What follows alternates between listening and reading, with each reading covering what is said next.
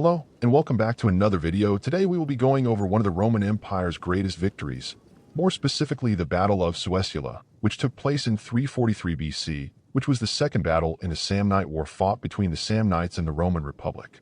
But before we start, make sure to leave a like and subscribe, and turn on that notification bell so that you're notified when we next upload. And without further ado, let's jump right into it. According to Livy, the First Samnite War started because the Samnites attacked the Suessini, a tribe living north of Campania.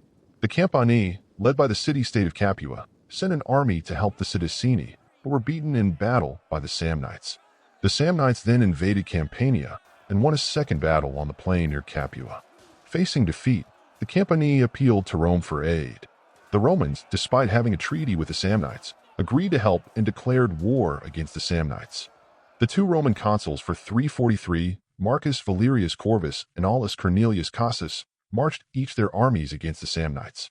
Valerius led his into Campania, and Cornelius his into Samnium. In Campania, Valerius won the first Roman victory against the Samnites in the Battle of Mount Gaurus near Cumae, while Cornelius in the Battle of Suessula turned a near disaster into a second Roman victory thanks to the heroism of Publius Decius Mus.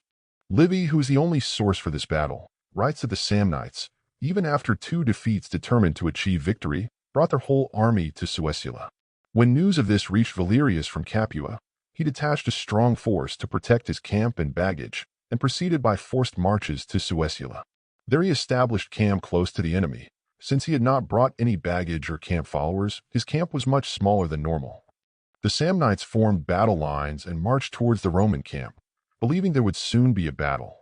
When the Samnites learnt from their scouts of the small size of the Roman camp, they believed only a small Roman force were opposing them. The Samnite soldiers wanted to assault the Roman camp at once, but were restrained from doing so by their generals. Owing to their large numbers and long stay outside Suessula, the Samnites were now running out of supplies. Believing the Romans to be too weak to venture outside their camp and short on food as well, the Samnites decided to send foragers into the fields. Seeing the Samnites scattered in their camp weakly held, Valerius led his men in an attack on the Samnite camp.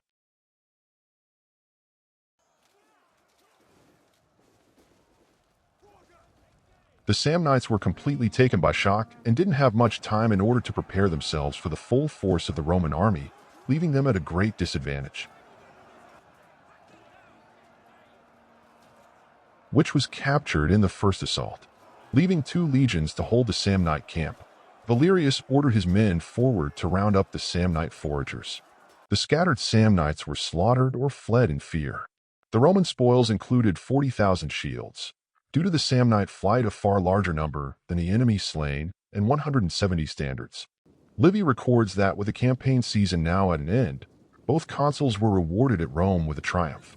The Carthaginians, with whom the Romans had concluded a treaty of friendship in 348, congratulated Rome with her victories by sending a golden crown weighing 25 pounds for the temple of Jupiter Optimus Maximus. The Fasti Triumphals record that Valerius and Cornelius celebrated their triumphs over the Samnites on September 21st and September 22nd respectively. Little fighting occurred over the two next years. The First Samnite War ended in 341 with Rome and the Samnites renewing their treaty and the Samnites accepting the Roman alliance with the Campani. And that's it for today. Make sure you leave a like and subscribe and turn on that notification bell so that you're notified when we next upload. See you next time.